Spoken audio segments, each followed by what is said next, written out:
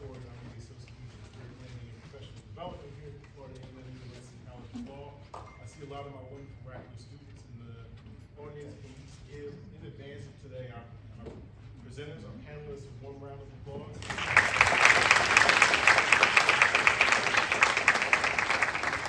Any appropriate round of greeting for coming to join us. All right.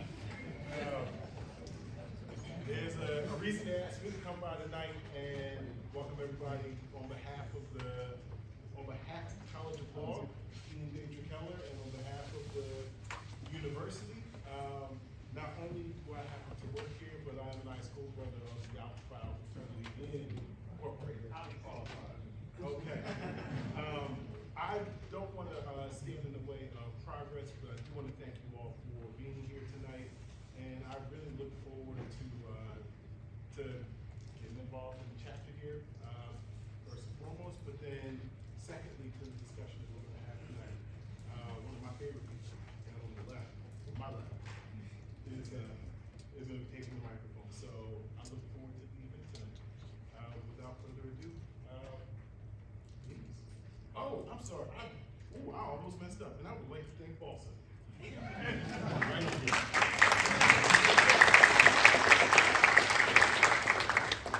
My apologies. How many people in Balsa in the audience tonight? Thank you all very much. So glad. Okay. Good evening, everyone. My name is Joanna Clayton. I am a second-year law student here at FAMU College of Law from Jacksonville, Florida.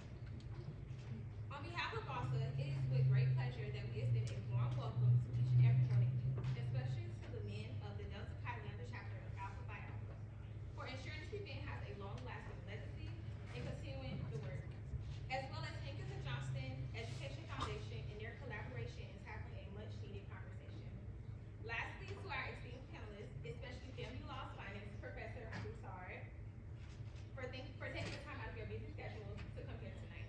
To our guests, this momentous event, themed Advancing the Dream, Navigating Education, Equity in Today's Landscape, promises to be an insightful journey into the challenges and triumphs surrounding education, which is a crucial and ongoing facet in the pursuit of Dr. Martin Luther King Jr.'s legacy and dream.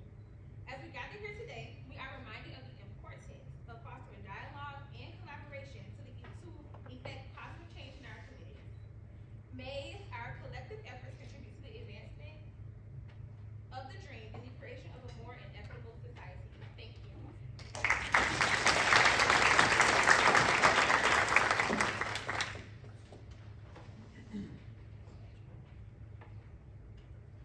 Good evening, everyone.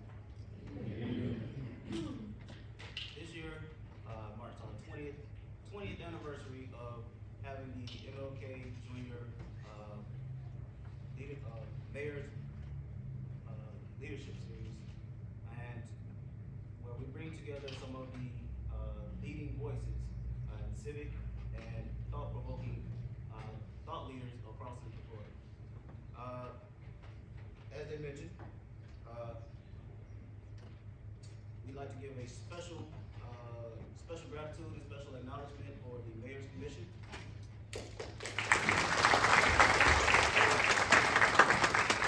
want to thank all of our many valued sponsors, especially Mercedes-Benz of South Orlando, Federal Credit Union, Harris Foundation, and of course, the Clarence O. Wilkins Foundation. The Clarence Wilkinson Family Foundation has been partnering with us for over 3 years. They have given over $30,000 in funds for STEM scholarships and honor of our dearly departed brother, Clarence Wilkinson Sr. Thank you, Mildred, Clarence, and Clarice.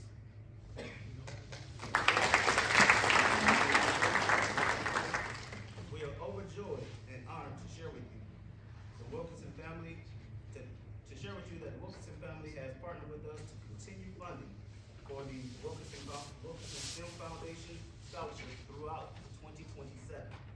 Our leadership team will work to provide matching opportunity to double and match that $30,000 over the next 3 years.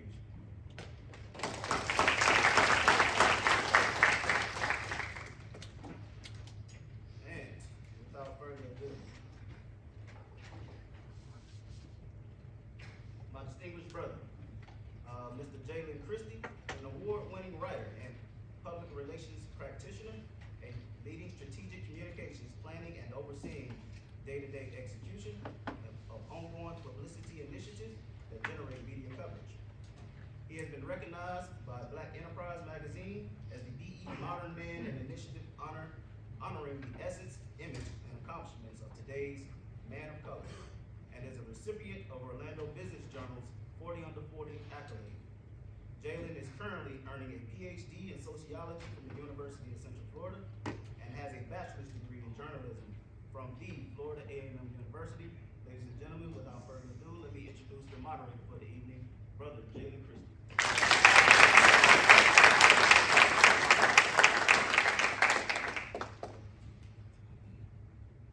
Good evening, everyone. Can we get a special shout out to my fraternity brother CJ with the good hair, really quick?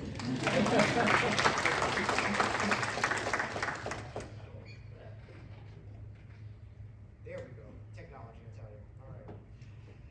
This is the 20th annual Martin Luther King Leadership Forum. As a proud member, first of all, can everyone hear me? Let's start here. Can everyone hear me? Yes. Someone told me to put the mic on, so I'm gonna do that really quick. Try this one more time. Yes. Hey, it's called surround sound, people. Surround sound. All right, let's rewind. This is the 20th annual Martin Luther King Leadership Forum. As a proud member of Alpha Phi Alpha Fraternity Incorporated and as the historian of the fraternity's Delta Xi Lambda chapter, I am pleased to be moderating this discussion for the third consecutive year. This time with a theme of advancing the dream, navigating education equity in today's landscape. Now, despite it being 2024, there is still racial tension in some schools. Just this week, Arkansas Attorney General Tim Griffin rejected a ballot initiative to guarantee education equity. And a simple rudimentary search on Google will showcase that some students often admit to feeling slighted and left behind. One could argue that education equity, a concept that has been around for a hot minute, is now more important than ever. Now, Dr. King, who was a member of our esteemed fraternity, which obviously gives us indisputable bragging rights, was quoted as saying, "The function of education is to teach one to think intensively and to think critically. Intelligence plus character, that is the goal of true education."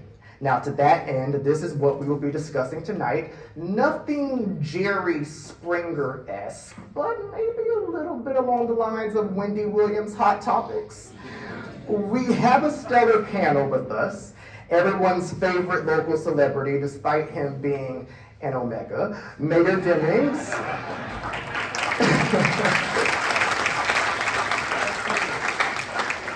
Mayor Demmings has graced us with his presence, but I was always taught that ladies come first. So let's get these introductions started, beginning with the dynamic powerhouse women who graciously said yes to our invitation. Back by popular demand, my friend and former professor, Dr. Jennifer Sandoval. Dr. Sandoval is an associate professor at the Nicholson School of Communication and Media at the University of Central Florida. She is an award-winning educator and a campus leader for equity and inclusion. Dr. Sandoval has a PhD in communication and culture from the University of New Mexico and a master's of dispute resolution from Pepperdine School of Law.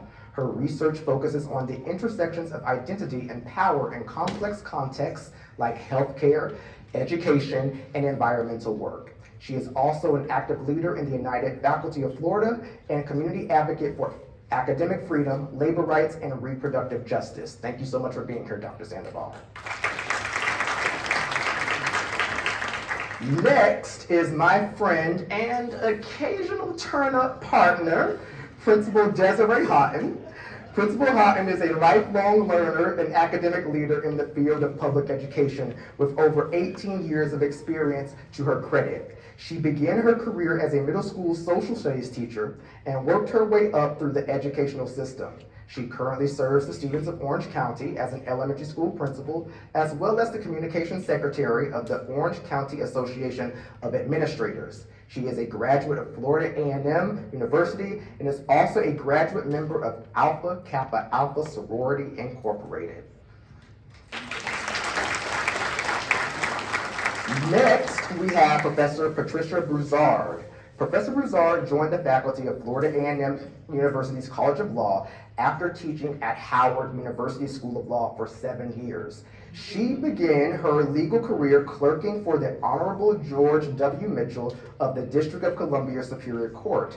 She writes in the area of human rights with a specialty focus on female genital mutilation. She coaches moot court and client counseling teams and serves as a commissioner for the City of Orlando Mayor's Martin Luther King Commission. She is a 4-time recipient of the Percy Looney Spirit of Service Award and a 5-time recipient of Professor of the Year. Professor Broussard has a J.D. cum laude from Howard University School of Law and a bachelor's degree from Northwestern University. Thank you so much for being here.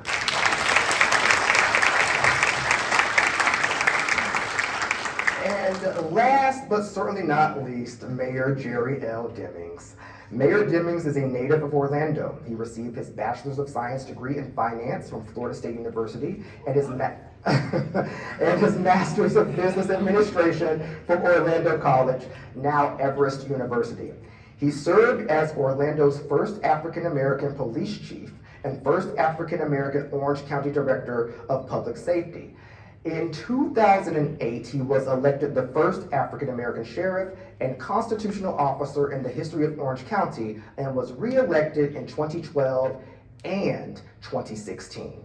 On August 28, 2018, Mayor Demmings was elected the first African-American mayor of Orange County and was sworn in as mayor on December 4th, 2018.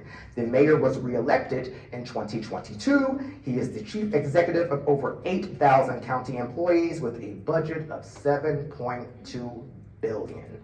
Thank you so much for being here. All right, I feel like Alex Trebek and this is about to be Jeopardy, so let's get the ball rolling. Let's start with Dr. Sandoval. What would you define equity in education as, and what does that mean exactly?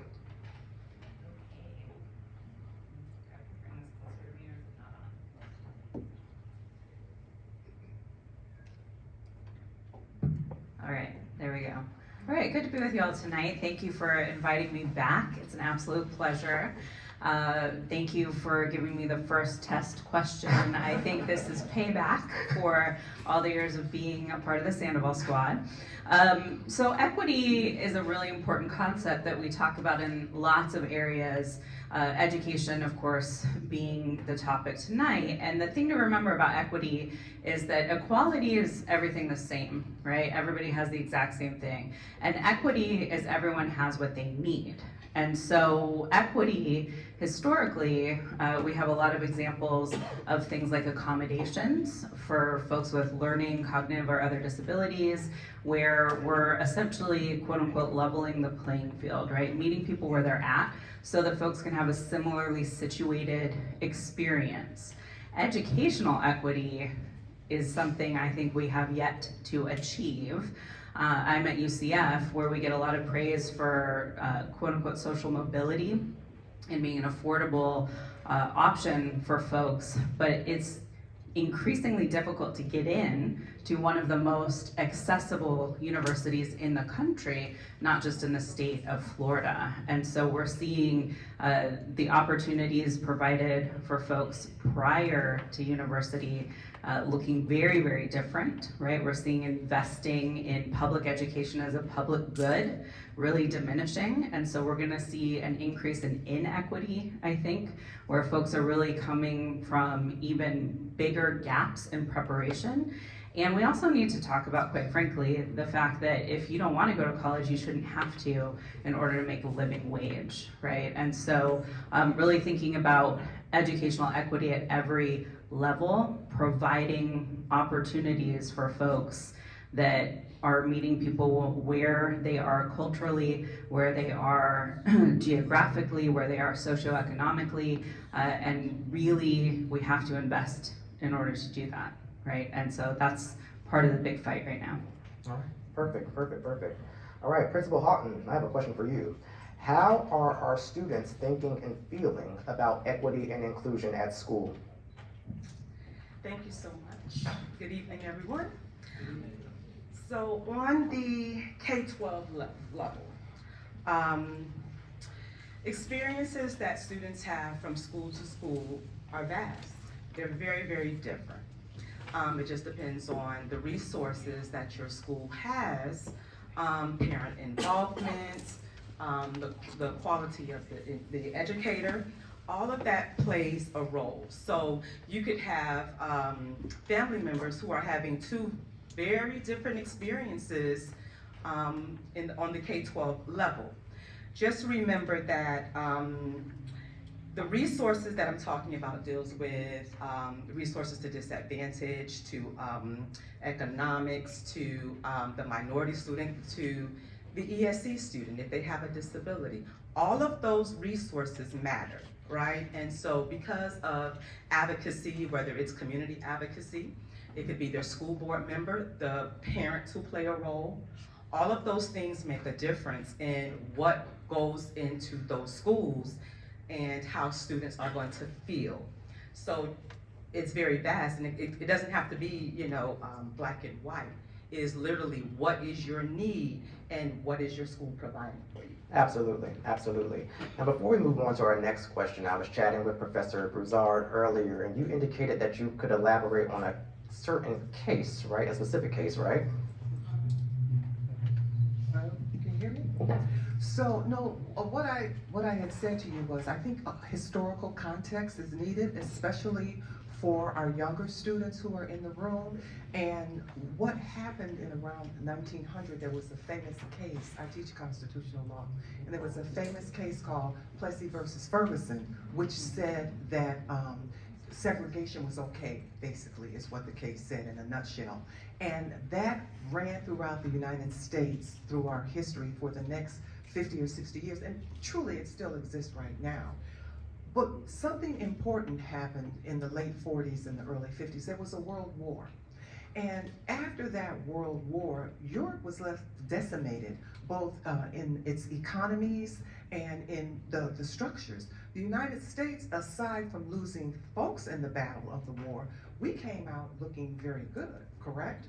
So there began this concept of number one in the world, a world power, a world leader. And the United States was the logical country to step up and to take that crown and say, well, we're number one, we are, superior.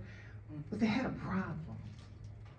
And the problem, I think more specifically can be defined as apartheid. They had a system in the country, there was a system in the country where we were not equal. We were still being hosed down with water hose, attacked with dogs, women being raped, houses being burned down, people being bombed. And at the same time, you have technology advancing and you have satellites. So not only can you water me with your water hose, I can see it in Japan.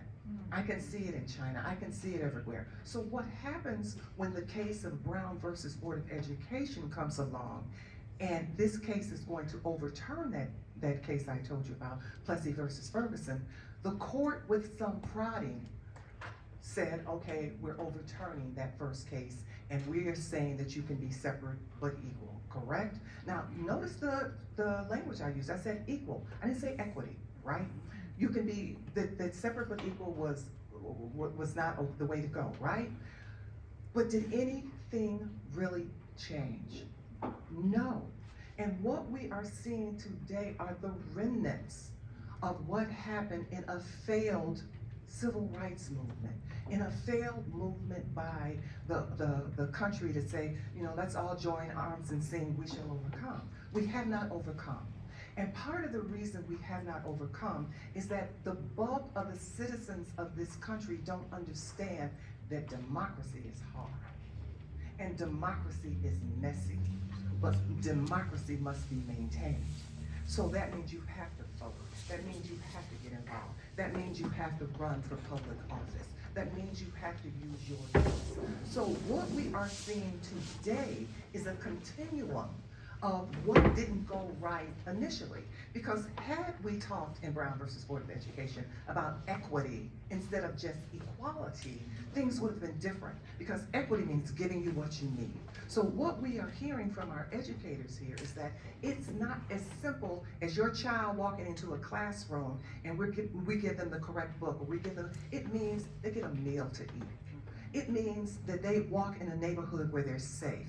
It means they have running water and heat at home. It means the socioeconomic gaps are closed, as well as the educational gaps. So we have to look holistically at the problem that is in front of us and put it in its proper historical context. Brown versus Board of Education was not implemented. Half the country ignored the court. The Supreme Court has no enforcement power. They can't send in the troops.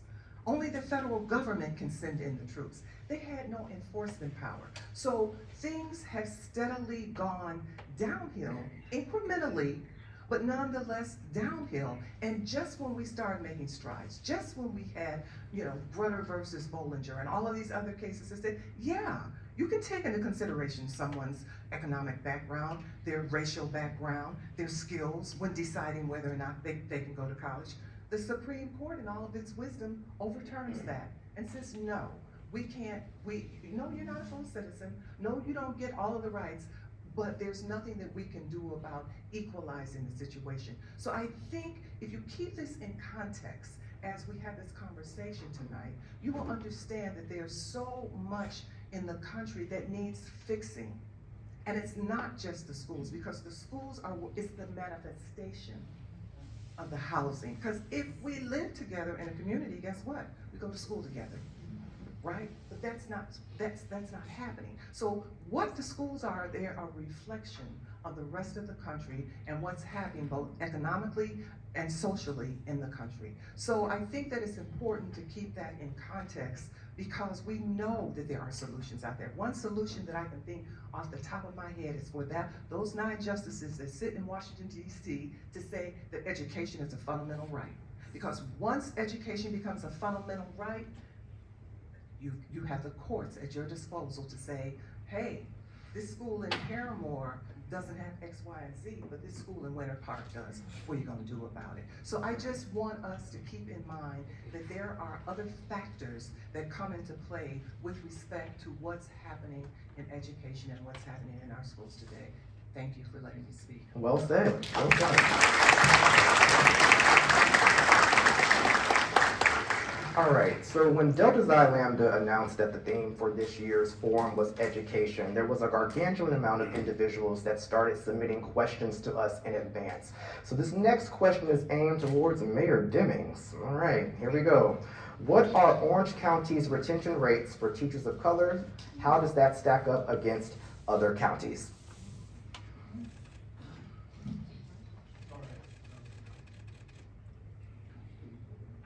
All right. There we go. Well, first, before I get into that, let me just say, sometimes I feel like God has a sense of humor, because when I was first introduced here tonight, he made a statement that I'm a member of Omega Psi Phi Fraternity Incorporated, and so I'm really, really elated to be here tonight. The Alphas invited me to be here. And, I don't know if I have any other members of Omega Psi Phi fraternity here tonight, but I say God has a sense of humor, because when I was sworn in as mayor in 2018, I was the only male, and I had 6 women on the board of county commission and myself. And tonight, I feel very, very honored that I'm the only male here tonight. Now, as it relates to the Orange County Public School System, I'm a product of the Orange County Public Schools. And I find it somewhat ironic to be here tonight when we talk about issues centered around equality and equity, because when I, in the early 60s, became a student here within the Orange County Public School System, it was a separate and supposedly equal school system. It was a segregated school system. And during elementary school, I remember probably around the 5th grade, after the desegregation order was signed here within Orange County, they desegregated my school first. The black school teachers were transferred to white schools, and white school teachers were transferred into black schools. The following year, they began to bus the students, and this was around the 1967, 68 school year. And so here we are when we talk about this conversation of equality versus equity and education. We're at the Florida A&M College of Law. While I was a graduate, I am a graduate of Florida State University, and this law school has been reconstituted after the law school was closed and kind of consolidated with the Florida State University College of Law. And so the students here today who are able, regardless of their ethnic, racial, sexual orientation or origin, are able to come to school here because I believe that it was recognized by the leadership of people in this community and in this state that there needed to be a Florida A&M College of Law to train some of the best and the brightest students anywhere to be able to practice law, to represent all of us, and to fight the battle that is still being fought today. The Orange County Public School System plays a pivotal role in that process. And in terms of the retention rates of the school district based upon race or gender, I don't know what those numbers are. The school district is separate from the Orange County government. Orange County government does not have the authority over the school district like in some communities around America where the school districts are more localized depending upon the municipality that you live in, and they're much smaller.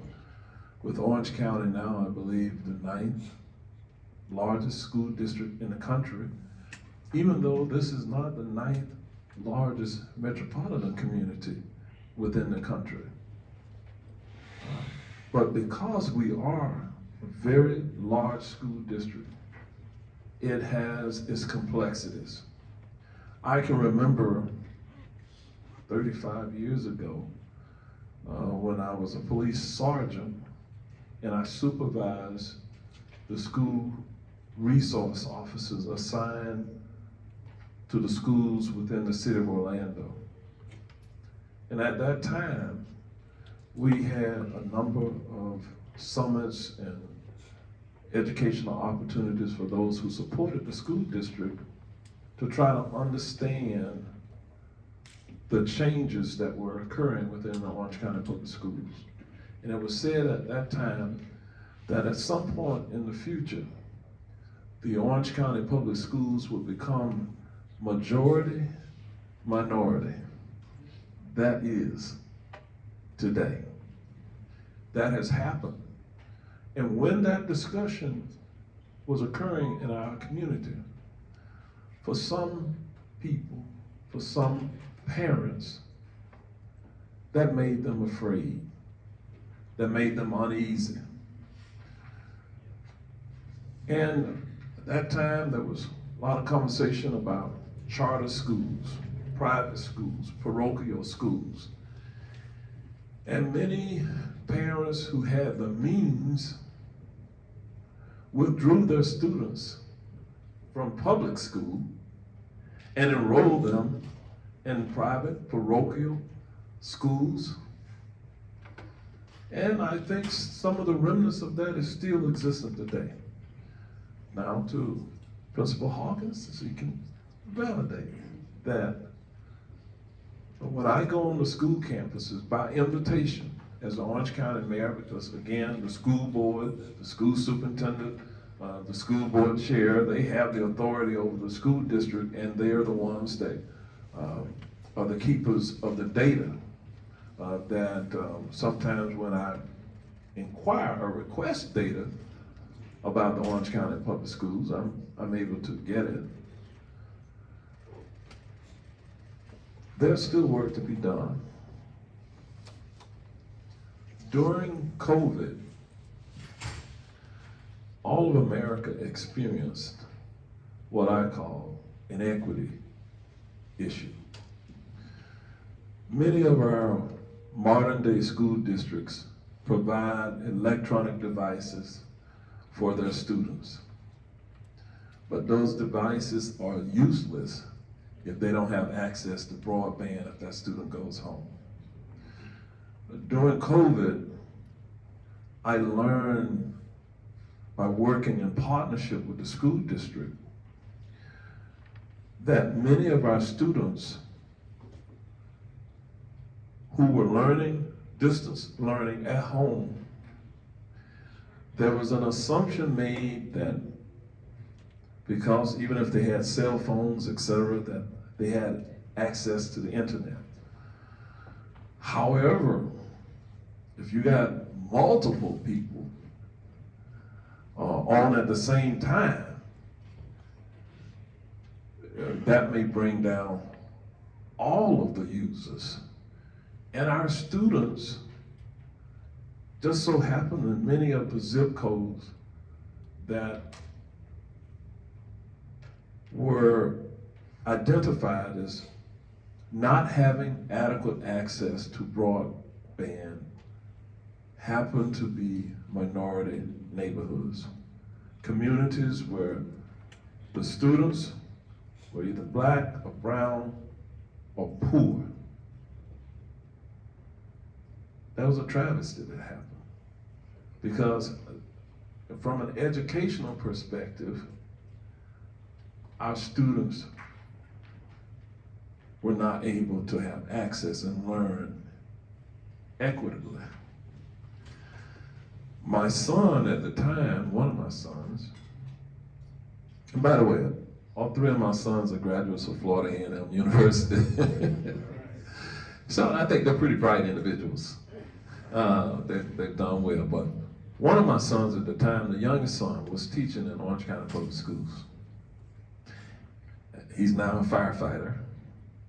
He said during COVID, he said, "Dad, what the school district is requesting and asking us to do, we don't really have adequate resources to deliver the quality of education that the students deserve." Now, in my role as mayor, one of the things and the privileges that I do have is to leverage the resources that we get. Because of federal infrastructure dollars, American Rescue Plan Act dollars, we are closing the digital divide at this point by working with Spectrum and others to reduce the gap in the speed of broadband throughout Orange County. Got a ways to go. It's a costly fix, but it's part of the narrative about how we having this conversation tonight.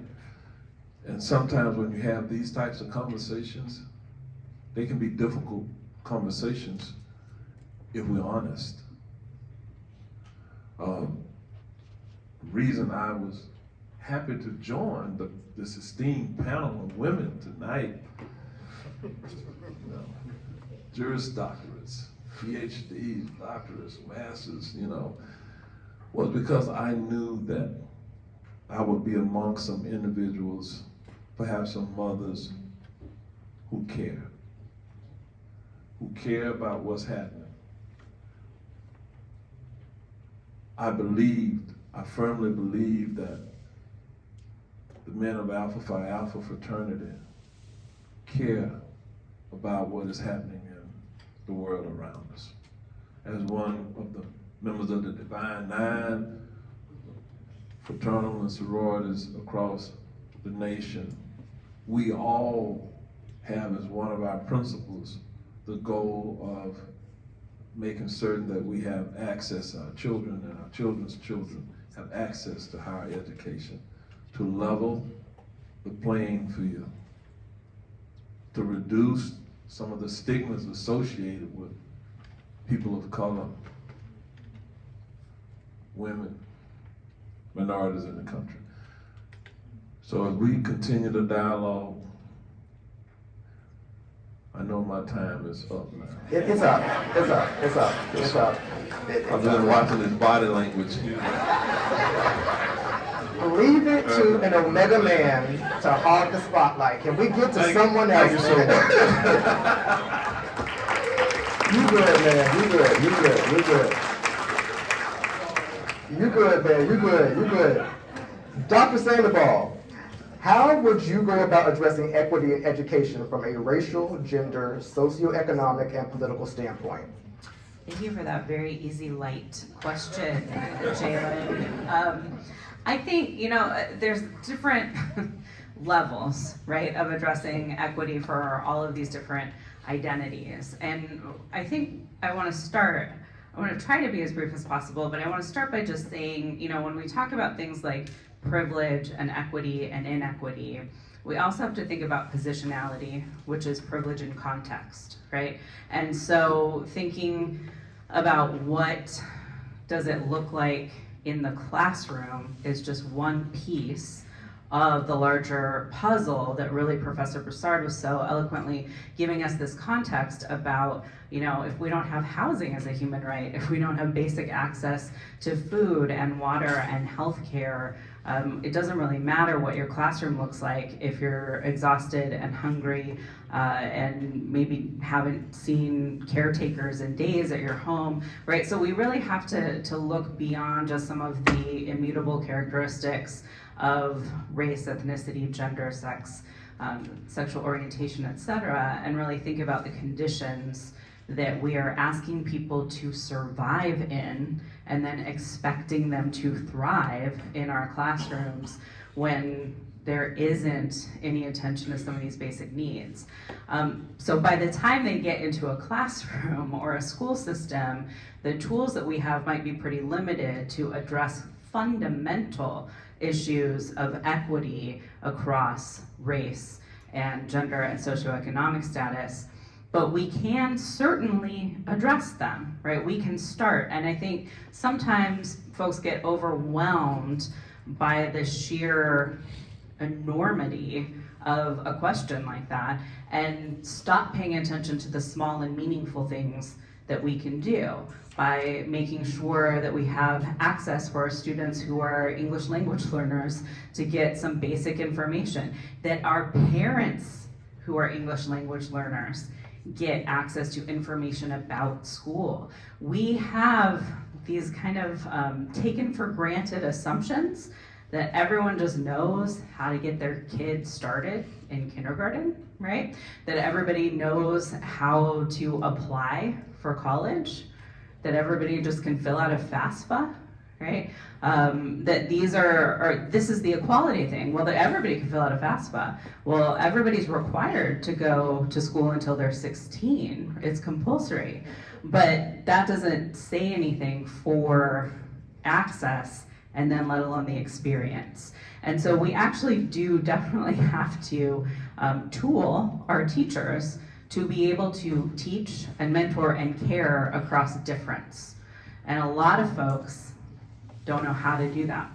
Some folks want to, and screwing up all the time just because they haven't had exposure to difference, you know, which is kind of shocking to imagine. I've worked with people like that, right? Who have just not, and my students are in the audience, they are saying amen to that experience, right? There's no representation in our teachers and our faculty, right? I work at an HSI, a Hispanic serving institution. Almost 30% of our undergraduate population is Hispanic or Latino, and our faculty is about 7%. I'm one of the best representations of that on campus.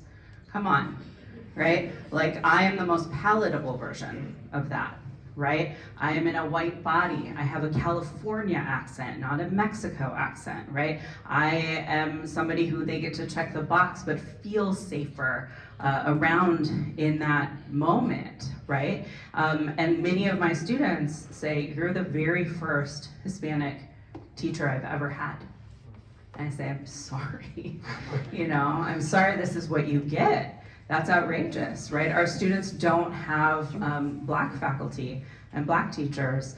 One of my students, we had to go way outside of our department, way outside of our university to find Black faculty to sit on our dissertation committee.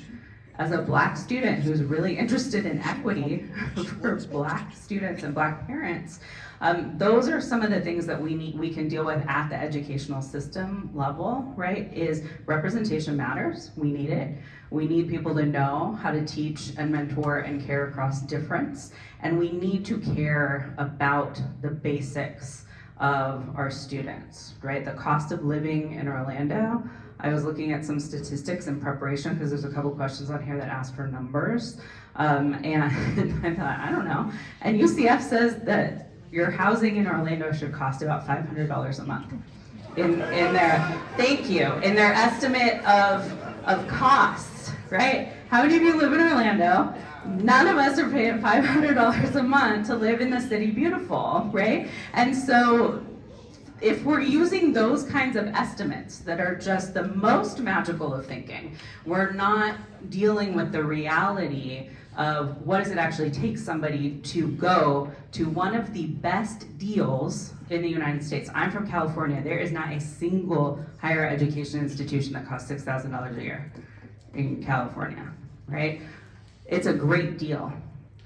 But all of the other pieces of that might make it incredibly inaccessible, because even if you have a Pell Grant, that's gonna cover about 74% of your tuition and fees only, right? So we gotta get at the cost, we gotta get at paying attention to the reality and not just the imagined reality or the reality of 1998 when I was in college, right?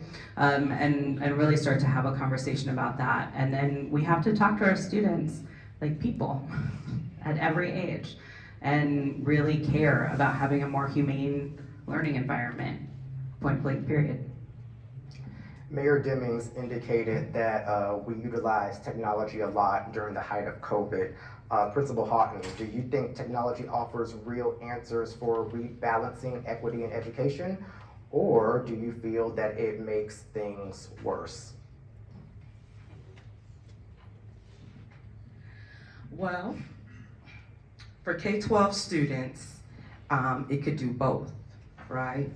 The expectations during COVID with technology, we were expecting kindergarten and first grade students to be able to sit in front of a laptop for that however many hours a day, stay focused, and do what the teacher says by clicking, dragging, click that X, hit that button, right?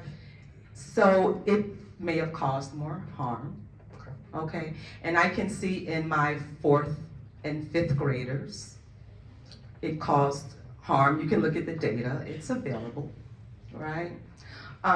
However, they did the best that they could do, having never experienced anything like this before. OCPS was literally building the plane as they were flying it. So we went from sending out packets to, I never was on COVID break. I was always at the school. passing out devices. Oh, they need Wi-Fi, passing out the hotspots. Well, let's run packets, passing out the packets. Who's gonna read them the packets? Are they gonna be at the laundromat when they get the packets? When the packets come back, is it covered with COVID? Like all of those things we had to really think about, okay? So the box had to sit there for a week. However, I do believe that they did the best that they could with just trying to figure this thing out as they went.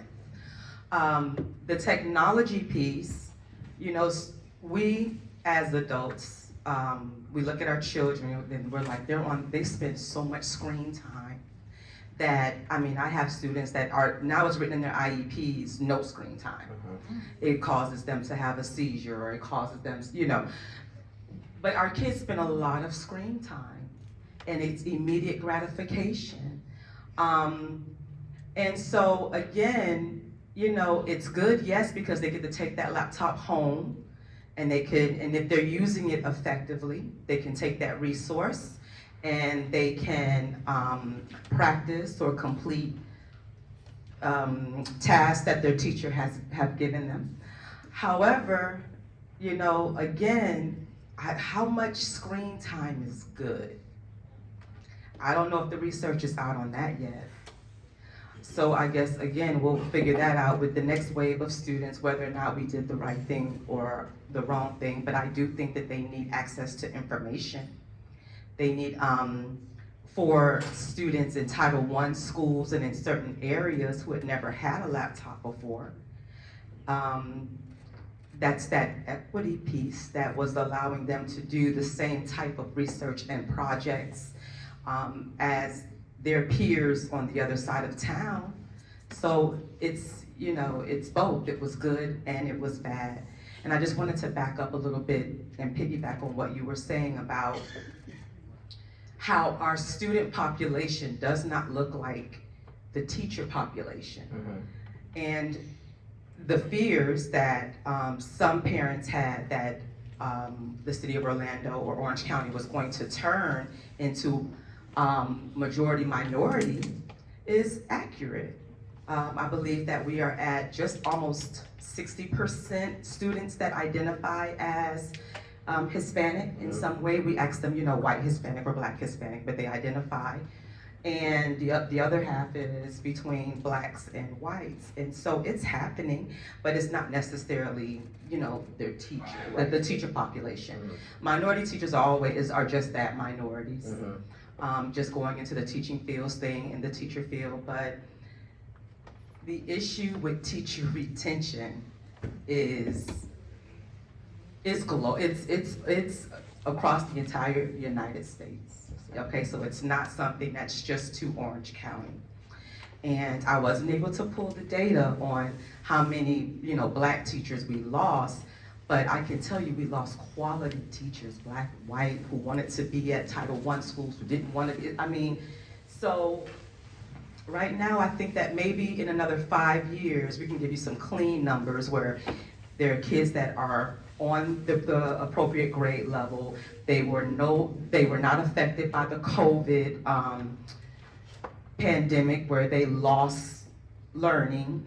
Maybe then we could say, you know, exactly if we lost teachers because of the teaching field or if we lost teachers just because of trying to teach technology to a first grader and still having to do evaluations, observations, so that's it.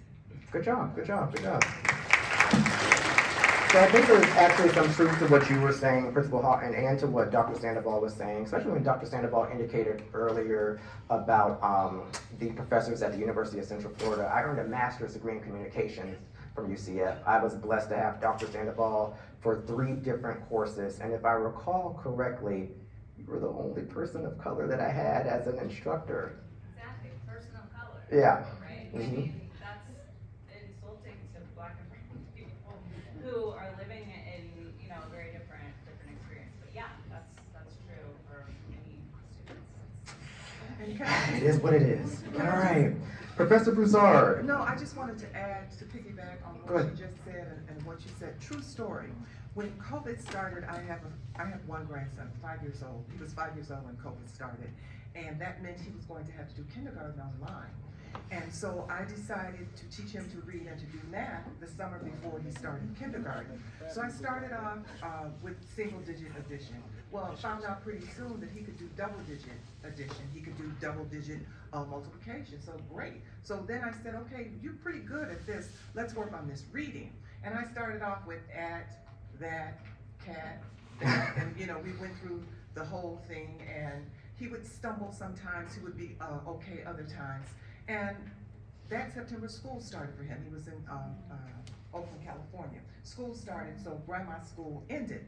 So fast forward to 3 or 4 months later, it's Kwanzaa. And for the last day of Kwanzaa, we said, let the children all handle and do what they want to do. Same 5-year-old grandson. He says, I want to quote from an article by Angela Davis when she said,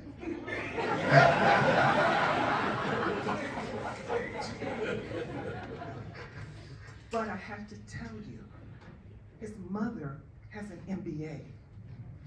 His father is a manager for Microsoft. This child knows how to use electronics. He knows how to use technology. It makes a difference. He knows his grandmother's crazy. He knows that she will come up to, I have offered to fly to California and wear somebody out. Because in addition to that, you have to advocate for your children.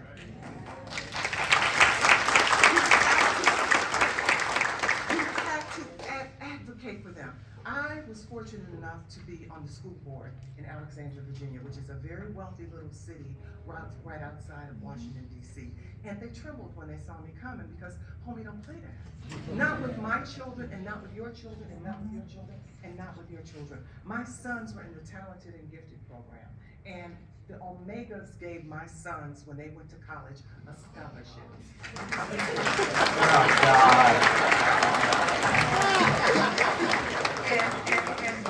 And one of my sons took that scholarship money and he bought this thing called a computer, which everybody didn't have.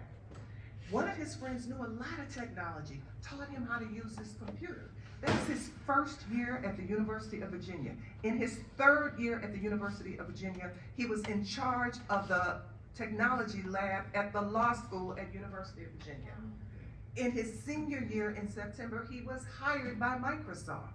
So it's that someone gives you opportunities, someone gives you tools, and that you have the support system that you need. We cannot be afraid to tell people, you don't do that with my children. It's just not gonna happen. My sons were in the Talented and Gifted program, and through elementary school and through high school. I have a hard time believing in a school system that they were in that was 75% minority, only 2 black boys were in the Talented and Gifted program. I got a problem with that. And they would come home and they would say, Mom, the teacher said something really strange today. And they would tell me what she said, and then they'd run back in the room and they'd say, Mom, she don't look healthy, please. As late as being a senior in college, my son had a 3.75 GPA in his senior year at the University of Virginia.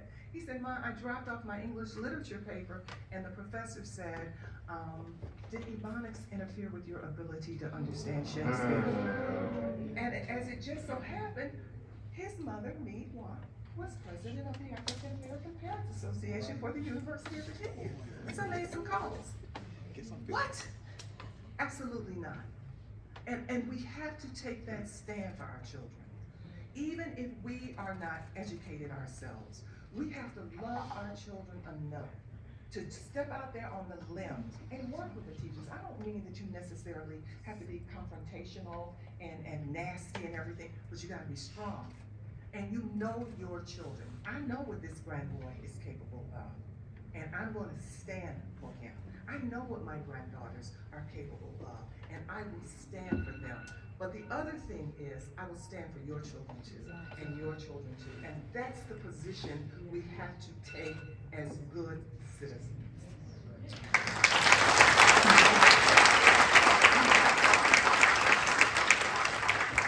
I just wanted to add something that I think is really important here because I do not have children. So I don't have any children in the school systems here. That doesn't mean that I shouldn't be invested in the public school systems here. And it doesn't mean that I shouldn't leverage my positionality as somebody with a full-time job and a PhD level education to show up at a school board meeting. I have worked with some parents, I'm a communication professor. We have worked with folks who say, I wanna do something, I'm terrified to get up. We expect people to show up and show out at these events when they say, I don't know very much English. I'm afraid of public speaking. I don't know how to make this argument. We can do that as communication professionals, as law students, as law professionals. We can help our community members, and we can show up too, so that mom who's working 3 jobs to take care of her kids, who doesn't have time, energy, capacity, or is terrified of the system, of kids who have mixed immigration status in their families, so their parents feel unsafe to show up to these kinds of public places. Those of us with the positionality, we don't have to have kids in the school to care. We can show up. Public education is the public good, and we need to support our communities and our community members and be a part of that fight and care about the children and the students in our community, even if they aren't ours, right?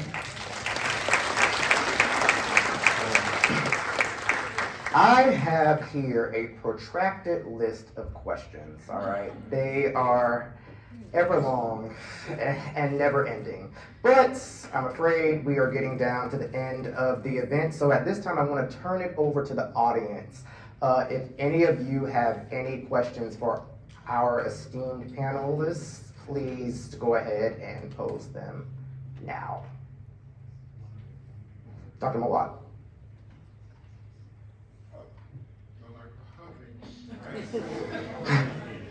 He's on it. Give us a second.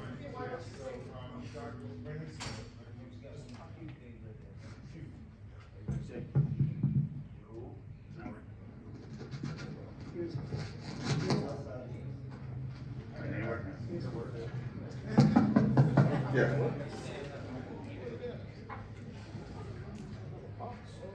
I think a couple of things, Dr. Broussard, that you mentioned that really tug here a little bit, right? Something we talk about is teacher expectancy, right? And how children's outcomes become self-fulfilling prophecy based on how the teacher perceives the student. So what you were talking about just now really hit that home, but let's talk about how that connects to the hidden curriculum, right? Where students learn that this message that success or cultural norms based on upper class norms and values, right? That is the basis where the measurement starts, right? So you said Ebonics and Shakespeare. Well, part of the culture is learning about Shakespeare, Brahms, Beethoven, and all of that, right? But that also, creates a negative impact on kids that don't have that. And you know that that's tied to SAT scores and things like that. What are we doing to mitigate those hidden curriculum and teacher expectancy? Because they are real, and they're the best predictors of outcomes for kids, not what they're learning. It's how they're learning it. Absolutely. I'll respond and then let everybody. I was an education major. That's what my major was in undergraduate school, and you're absolutely right. But the saying goes, the hunter gets to write the narrative. So Shakespeare is wonderful and marvelous because somebody decided that he's wonderful and marvelous. He might be great, we might like it even, but to use that as the standard, what it does to anyone who doesn't even understand the standard, doesn't know anything about it, it says you're lesser than. It automatically categorizes you and puts you in a space where you're dumb, you're ignorant, you don't know about these things. Oh, you don't know what fork to use when you go to eat. Oh, you've never heard of Brahms, a sonata. So what we do, and we have a habit of doing that ourselves, of measuring people by what they wear, where they've been, what they value. I mean, there are some brilliant people in our neighborhoods. There is some brilliant artwork that you have never, that makes the stuff in the Louvre look like trash. But because someone else has put their imprimatur on it, and by the someone else, I mean the larger society, has put their imprimatur on certain things, we have been held to that standard. And anything that doesn't meet that standard, doesn't articulate that standard, doesn't mimic that standard, is less than. So we have to start teaching our children, oh no, no, no, no, no, no, you are not less than. You are little kings, you are little queens. And not just you, but all children. Everybody starts off as a blank slate, right? And you have something to offer this world. You have something to give the world. You know, I tell people all the time, the thing that saved my life, I grew up in the projects on the west side of Chicago. And the thing that saved my life was somebody saw in me something I didn't see in myself. And in seeing something in me that I didn't see in myself, they gave me opportunities. What are we doing to give other people opportunities? To give our children opportunities, and to measure them by the standard of who they are and what they have to give, as opposed to Shakespeare, as opposed to Bach, as opposed, which are all great people. But there's some greaters. Nobody's greater than Stevie Wonder. But I digress. Any other questions? There are two. All right. There are three. Okay, but I think I see you. Go ahead. Yep. We're going to bring you the microphone, though.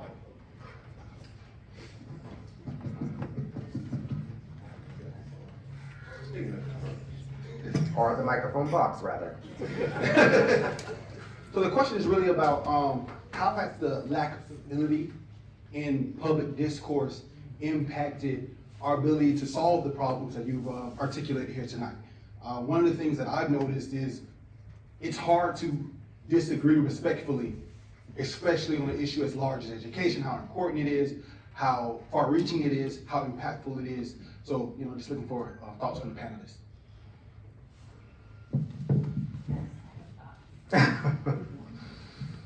Okay, this is what Jalen calls real talk with Dr. Sandoval. So I think the very terminology of civility has been weaponized against people of color in particular historically in a way that we really have to address, because when my white colleagues are asking for civility in the classroom and civility on campus and civility in discourse, they're not asking for spirited, evidence-based debate. They're asking for us to adhere to a particular set of rules that center white norms and white comfort, that don't challenge the fundamental inequity that exists in our structures and systems as they are, that lead to whatever we're talking about, right? So I think, yes, there is a question about how do we enter into conversations with a balance of grace and accountability, with respect, with a perspective that's focusing on a humane environment in the conversation, but also you don't ask people to be civil in response to their rhetoric that says your life, your body, your color, your identity, your language, your origin, the person that you love makes you less than a person.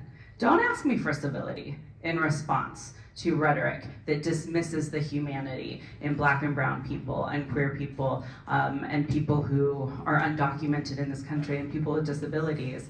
That's an unreasonable request that continues to move the line, that focuses on you're not saying something the way I want to hear it, and thus I don't have to listen to it. We need to listen when people are telling us their lived experience in whatever manner in which that makes sense for them to share that. And when people are angry, there is a damn good reason why they're angry, and we need to receive that. And we need to talk a little bit more about the difference between, respect on a level that is asking us to really adhere to a white supremacist patriarchal system versus what we're receiving. To always have to correct for somebody else's hate is the way that white supremacy has worked. We're exhausted, right? It's working. And so I think that, we just want to make sure that when we're having that conversation, we're really thinking about what's being asked of us and what we're willing to do, and those of us with more positionality need to say more, right? And be the ones to say the thing when it's gonna be received in a way that thinks it's more palatable, right? I see that as literally my whole job on my campus. It's getting me in a lot of trouble these days, but it's worth it, right? And so we need to continue to do that and think of a new way to talk about it where people can't threaten us with the expectation of civility. Mayor Demmings, did you have something to add? Yes. This is an area where I think this whole discussion, who we elect does matter, because all across America, certainly here in Florida, we have too many what I call performance politicians who are not really running for elected office to solve real issues. They want to get stardom, fame, and so I think that as a nation, we've somewhat stepped backwards when we talk about civility. As the mayor and the CEO for Orange County, I have the opportunity to also be the chair of the Board of County Commissioners. And whenever I'm serving in that role, I always try to make certain that we continue to be a collegial body to get the work of the people done. Commissioner Regina Hill came in from the city of Orlando a few months ago. Without getting into a lot of negativity, I'll choose at this point not to do that. But keep in mind, this is 2024. We have the opportunity to, if you're not satisfied with the trajectory of what's happening in our country, people who are elected, put in place to make decisions, some of those decisions are contrary to everyone's best interest.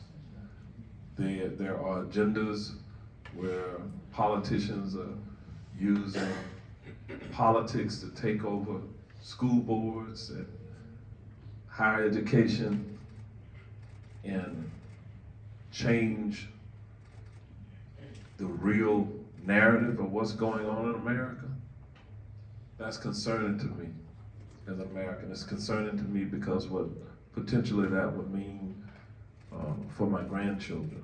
And I have 5 grandchildren, 4 granddaughters and 1 grandson.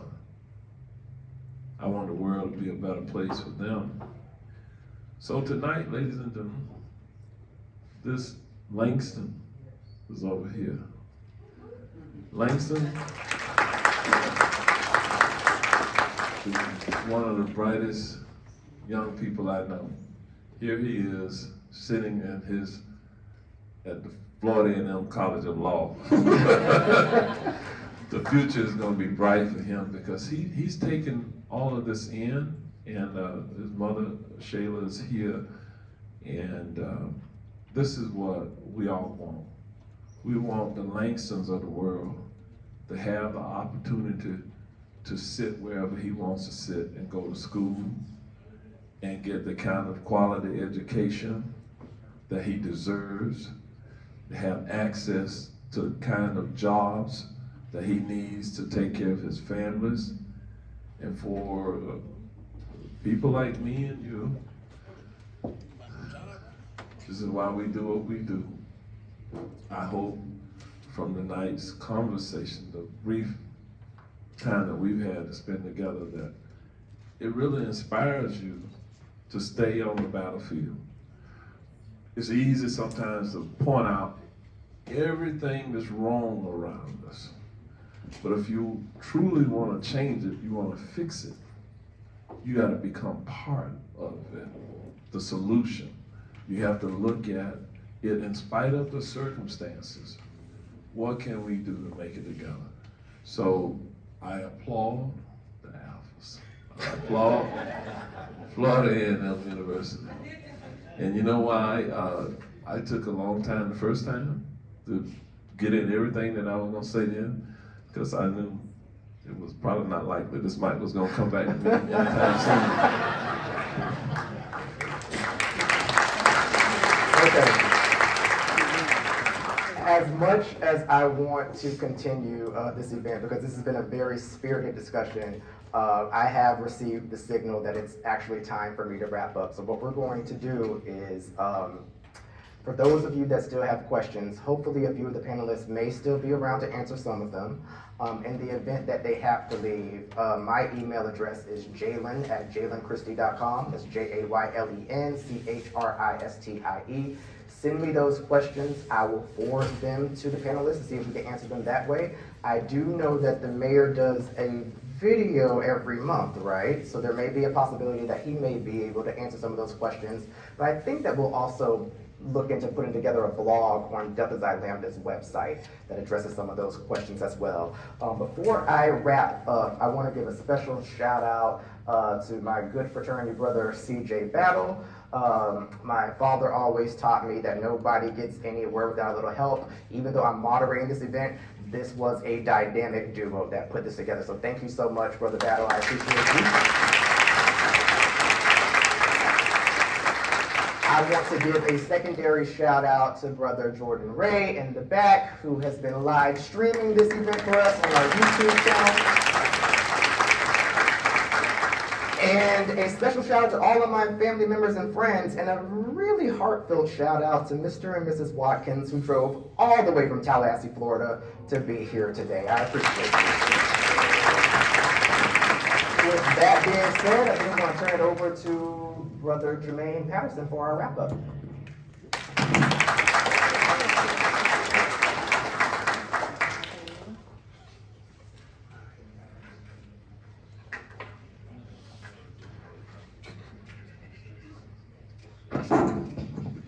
All right. So I had something written, but based on what I heard tonight, based on listening to the conversation, the topic, here's what I'm going to share, right? Our lives, this is a theme we had a couple years ago. Our lives begin to end the day we become silent about things that matter. Famous quote by our beloved brother, late Dr. Martin Luther King Jr. So what I want to close with is this, right? Alpha Phi Alpha develops leaders, promotes brotherhood and academic excellence while providing service and advocacy for our communities. This event is a representation of that here tonight. Well, I want to thank Brother Jaylen Christie for moderating. Great job. I want to thank our MLK committee co-chairs, Brother Ben Garcia and Brother Rob Harvey is over at the other side. We're preparing for the luncheon tomorrow. I want to thank our great panelists of awesome ladies and our esteemed mayor. Was it the only Omega Psi Phi man in the house? Is that right? We got a few? Okay, good. All right, there we go. Awesome. Well, great. Good. So seriously though, I mean, you know, God does have a sense of humor, right? But thank you all for joining us this evening. We appreciate that. And the brothers of Alpha Phi Alpha Fraternity Corporate, would you please stand? All the brothers in the house, please stand. I want you all to stand and join me, because on behalf of the men of Alpha Phi Alpha, we thank each of you for joining us tonight. Everybody be safe in your travels, and hopefully we see some of you tomorrow at luncheon. Thank you. God bless. Good night.